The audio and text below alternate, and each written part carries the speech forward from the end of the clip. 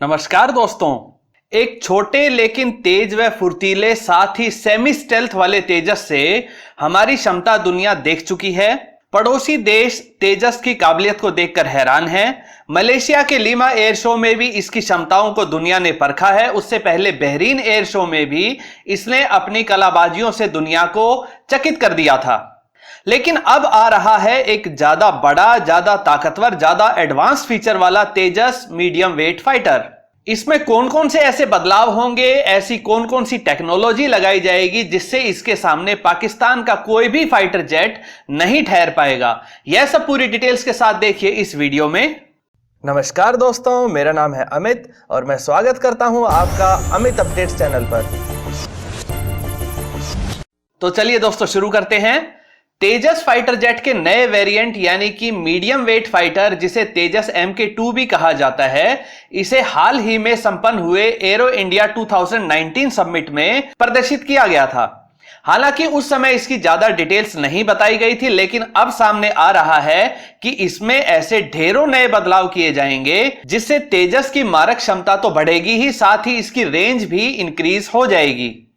Aeronautical development agency यानी कि ADA का कहना है कि इसके डिजाइन में कई बदलाव किए जा रहे हैं। जैसे पहला, इसमें एयर टू एयर रिफ्यूलिंग के लिए लगाए गए fixed in flight refuelling probe की जगह एक retractable in flight refuelling probe लगाने के ऊपर काम चल रहा है। यह रिट्रैक्टेबल रिफ्यूलिंग प्रोब सामने के हिस्से फॉरवर्ड फ्यूसेलाज सेक्शन में इंटीग्रेटेड रहेगा और जब आवश्यकता होगी तभी यह निकलकर बाहर आकर अपनी पोजीशन पर सेट हो जाएगा, जिससे एयर टैंकर एयरक्राफ्ट से हवा में ही तेजस MK2 में फ्यूल भरा जा सके। एक बार काम हो जाने के बाद यह रिफ्यूलिंग प्रोब वापस फॉरवर्ड फ्यूसलाज सेक्शन में इंटीग्रेट हो जाएगा। इससे पायलट्स को यह आसानी रहेगी कि उन्हें हमेशा राइट साइड में एक फिक्स्ड रिफ्यूलिंग प्रोब की वजह से देखने में कोई रुकावट नहीं होगी। दूसरा बड़ा बदलाव किया जाएगा कॉन्फॉर्मल फ्यूल टैंक का। आपने F-16 वाइपर या F-21 में देखा होगा कि कैसे फाइटर जेट की पीठ पर दो एक्स्ट्रा फ्यूल टैंक लगाए जाते हैं। इन फ्यूल टैंक को अच्छे से फाइटर जेट की बॉडी के साथ इंटीग्रेट करके ऐसा डिजाइन दिया जाता है जिससे इनकी वजह से एयर ड्रैग बहुत कम हो और फाइटर जेट की परफॉर्मेंस पर भी कुछ खास प्रभाव ना पड़े। तेजस मीडियम वेट फाइटर में इस तरह के कॉन्फॉर्मल फ्यूल टैंक लग जाने से यह लगभग 1200 लीटर एक्स्ट्रा फ्यूल ले जा सकेगा, जिससे इसकी रेंज लगभग 25 से 30% ज्यादा हो जाएगी, यानी यह काफी समय तक हवा में ही बना रह सकेगा। कॉन्फॉर्मल फ्यूल टैंक के दो बड़े फायदे होते हैं। एक तो फाइटर जेट की विंग्स के नीचे लगे पाइलोन फ्री रहेंगे, जिससे हम अपनी सुविधा के अनुसार तेजस में और ज्यादा बॉम्ब्स या मिसाइल को लगाकर कैरी कर सकेंगे। इससे तेजस की मारक क्षमता और ज्यादा बढ़ेगी। दूसरा फायदा यह है कि पाइलोन पर लगे फ्यूल टैंक बहुत ज्यादा एयर ड्रैग भी पैदा करते हैं, जिससे फाइटर जेट को सुपरसोनिक स्पीड यानी आवाज से तेज गति पर फाइटर जेट को बनाए रखने में समस्या आती है। हालांकि पाइलोन पर लगे फ्यूल टैंक का फायदा यह है कि इन्हें कभी भी उड़ते हुए फाइटर जेट से नीचे गिराकर हवाई जहाज का वजन कम किया जा सकता है। कई बार किसी टेक्निकल प्रॉब्लम की वजह से एयरक्राफ्ट को तुरंत नीचे जमीन पर उतारना पड़ता है। ऐसे में ड्रॉप टैंक को नीचे गिराकर हवाई जहाज अपने एक्स्ट्रा फ्यूल को गिरा देता है और साथ ही इसका वजन भी कम हो जाता है। लेकिन ऐसा कन्फॉर्मल फ्यूल टैंक के साथ नहीं हो सकता है। तीसरा बड़ा बदलाव तेजस मीडियम वेट फाइटर में जो देखने को मिलेगा वो है इसके एयर इनलेट में किया गया बदलाव, जिससे ज्यादा हवा सीधे इंजन तक जाए। इससे इंजन अपनी पूरी क्षमता से कार्य कर पाएगा। साथ ही इस एयर इनलेट को ऐसे डिजाइन किया जाएगा कि इससे इंजन के क्रिस्टल ब्लेड बिल्कुल भी बाहर से दिखाई ना दें। इससे फायदा यह होगा कि यह क्रिस्टल ब्लेड बिल्कुल भी रडार वेव्स को रिफ्लेक्ट नहीं करेंगे, जिससे तेजस मीडियम वेट फाइटर का रडार क्रॉस सेक्शन भी काफी कम रहेगा। एक और बड़ा बदलाव जो किया जाएगा वो है ड्यूल रैक पाइलोन को इसमें लगाया जाएगा, जिससे मौजूदा अंडरविंग्स में पाइलन्स में पहले के मुकाबले और ज्यादा मिसाइल्स लगाई जा सकेगी। जितनी ज्यादा मिसाइल्स एक बार में तेजस ले जा सकेगा, उतना ही शक्तिशाली यह दुश्मन के फाइटर जेट के सामने माना जाएगा। ड्यूल रैक पाइलन के होने से यह कहीं ज्यादा देर तक व कहीं ज्यादा क्षमता से अकेला ही दुश्मन के जेट्स का मुकाबला कर सकेगा। पांचवा बड़ा बदलाव जो तेजस में किया जा रहा है वो है कनार्ड विंग्स। सिंगल इंजन के फाइटर जेट ग्राइपिन में कनार्ड विंग्स का इस्तेमाल किया जाता है। इससे ग्राइपिन को लो स्पीड यानी कि बहुत कम रफ्तार पर भी काफी अच्छी लिफ्ट मिलती है और अच्छे मैन्यूवर्स भी करने में आसानी होती है। तेजस के शुरू के मॉडल में कनार्ड विंग्स को इसलिए नहीं लगाया गया क्योंकि इससे यह बहुत कॉम्प्लेक्स हो जाता और इसका फ्लाइट कंट्रोल सिस्टम इसे शायद ठीक से हैंडल नहीं कर पाता। लेकिन अब तेजस का प्लेटफॉर्म पूरी तरह से मैच्योर हो चुका है। इसका फ्लाइट कंट्रोल सिस्टम भी पूरी तरह से डेवलप्ड और टेस्टेड है। यह तेजस को हर हाल में स्टेबल बनाए रखने के काबिल हो चुका है। इसी कारण अब इंजीनियर्स नए तेजस मीडियम वेट फाइटर में कनार्ड विंग्स लगाकर ग्राइपिन के सभी एडवांटेजेस को भी तेजस में इंटीग्रेट कर रहे हैं। कनार्ड विंग से तेजस को हाई एंगल ऑफ अटैक भी मिलेगा, जिससे यह डॉग फाइट में दुश्मन के फाइटर जेट को आसानी से हरा सकेगा। साथ ही यह बहुत तेज मैन्यूवर्स कर पाएगा और बहुत छोटे रनवे से भी यह टेक ऑफ कर पाएगा। छठा बड़ा बदलाव इसमें होने जा रहा है स्वदेशी ASA रडार। भारत का स्वदेशी तौर पर तैयार किया गया उत्तम active electronically scanned array radar अब तेजस में इंटीग्रेट करने के लिए रेडी है और इसे तेजस मीडियम वेट फाइटर में लगाया जाएगा। इसके कई फायदे भारत को मिलेंगे। पहला तो इससे तेजस की लागत कम हो जाएगी क्योंकि इजराइल से ASA रडार नहीं खरीदना पड़ेगा। दूसरा फायदा हमें यह रहेगा कि इससे तेजस में लगने वाले स्वदेशी उपकरणों का प्रतिशत कहीं ज्यादा बढ़ जाएगा। और तीसरा फायदा तेजस को दूसरे देशों को एक्सपोर्ट करने में मिलेगा।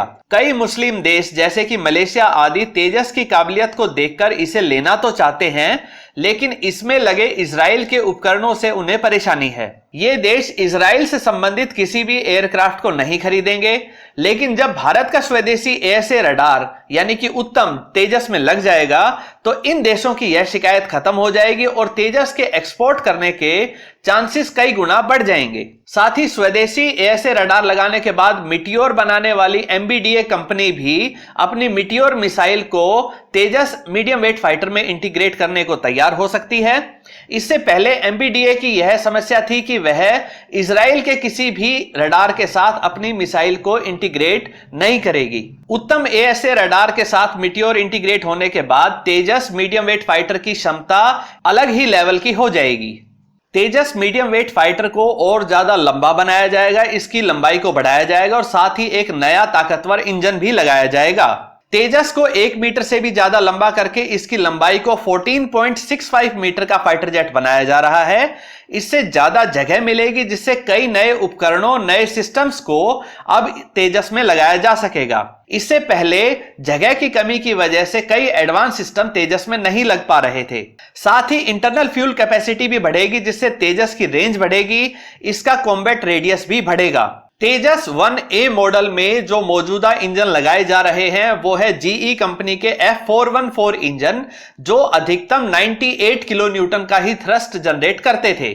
लेकिन तेजस मीडियम वेट फाइटर को कहीं ज्यादा पेलोड उठाना होगा, जिसके लिए और ज्यादा ताकतवर इंजन इसे चाहिए। इसी के लिए इसमें GE कंपनी का ही F414 सीरीज का एक नया इंजन लगाया जाएगा, जो कि 98 किलो न्यूटन की जगह 116 किलो न्यूटन की मैक्सिमम थ्रस्ट जनरेट करेगा। इससे ना सिर्फ तेजस मीडियम वेट फाइटर ज्यादा वेट की मिसाइलों को ले जा पाएगा, साथ ही उसकी स्पीड भी बढ़ेगी। तेजस एक मल्टी रोल एयरक्राफ्ट है, जिसे R-73 व पाइथन 5 जैसी शॉर्ट रेंज मिसाइलें, डर्बी और अस्त्रा बियॉन्ड विजुअल रेंज वाली मिसाइलें, लेजर गाइडेड बॉम्ब्स, ग्राउंड पर लगे रडार को डिस्ट्रॉय करने के लिए एंटी रेडिएशन मिसाइल और साथ ही ब्रह्मोस नेक्स्ट जनरेशन जैसे सुपरसोनिक क्रूज मिसाइलों से लैस किया जाएगा, जिससे यह एक ऐसा फाइटर जेट बन जाएगा जो हर तरह के रोल को निभा सके और जिसका मुकाबला करना दुश्मन के फाइटर जेट जैसे कि JF-17 थंडर के लिए बहुत ही मुश्किल होगा। नौवां बड़ा बदलाव किया जाएगा इसमें एडवांस इलेक्ट्रॉनिक वारफेयर सूट और IRST सिस्टम को लगाकर। तेजस की निर्माता एजेंसियों ने पहले ही बता दिया था कि इसमें कई तरह की 5th जनरेशन वाली कैपेबिलिटीज भी शामिल की जाएंगी।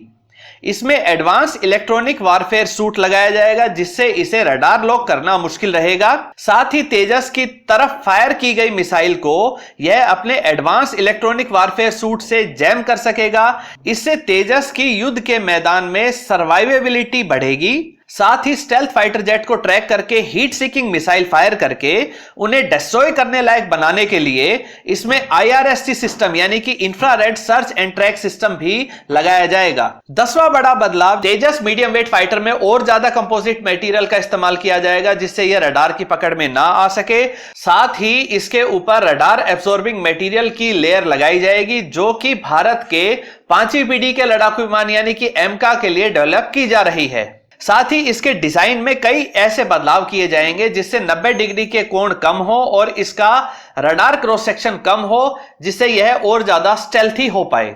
दोस्तों, तेजस के लिए एक बड़ा बदलाव यह होगा कि इसके निर्माण में ज्यादातर कंपोनेंट्स को प्राइवेट सेक्टर से तैयार करवाया जाएगा जिससे यह जल्दी से जल्दी बड़ी संख्या में तैयार होकर इंडियन एयरफोर्स को सौंपा जा सके। तेजस के मौजूदा मॉडल को मैन्युफैक्चर करने में हिंदुस्तान एरोनॉटिकल यानी कि HAL द्वारा की जा रही देरी को देखते हुए यह कदम उठाया गया है। 17.5 टन के अधिकतम टेक ऑफ वेट के साथ तैयार किए जा रहे तेजस मीडियम वेट फाइटर को जल्दी ही MiG-29 और मिराज 2000 जैसे फाइटर जेट को रिप्लेस करने के लिए लगाया जाएगा और लंबे समय तक यह इंडियन एयरफोर्स की मिड टीयर की बैकबोन बना रहेगा।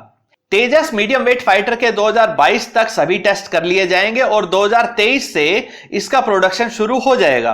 दोस्तों, तेजस एक शानदार फाइटर जेट रहा है और भारतीय टेक्नोलॉजी से यह एक भरोसेमंद विमान बन गया है। तभी तो आज तक हजारों घंटों की उड़ान, हजारों टेक ऑफ और लैंडिंग के बाद भी तेजस को एक भी एक्सीडेंट का सामना नहीं करना पड़ा। सिर्फ जरूरत यह है कि इसके निर्माण कार्य में तेजी लाई जाए ताकि बड़ी संख्या में तेजस और इसके फ्यूचर वेरिएंट्स को जल्दी जल्दी इंडियन एयरफोर्स में शामिल किया जा सके। दोस्तों, आपकी इस बारे में क्या राय है कि इन बड़े बदलावों के बाद तेजस मीडियम वेट कैटेगरी में इस इलाके का सबसे बेहतरीन फाइटर जेट बन पाएगा या नहीं? पाकिस्तान के पुराने F-16 और चाइना की मदद से बने JF-17 थंडर के कोई भी वेरिएंट इसका मुकाबला करने लायक होंगे या नहीं? अपनी राय कमेंट सेक्शन में जरूर बताइए। साथ ही मैन्युफैक्चरिंग में तेजी लाए जाने के लिए क्या क्या कदम उठाए जा सकते हैं यह भी बताइए। दोस्तों, उम्मीद करता हूं तेजस जैसे शानदार फाइटर जेट के ऊपर बनी यह वीडियो आपको पसंद आई होगी। अगर यह वीडियो आपको अच्छी लगे तो इसे लाइक करिए, दोस्तों के साथ शेयर करिए और चैनल को सब्सक्राइब करना ना भूलें। नमस्कार।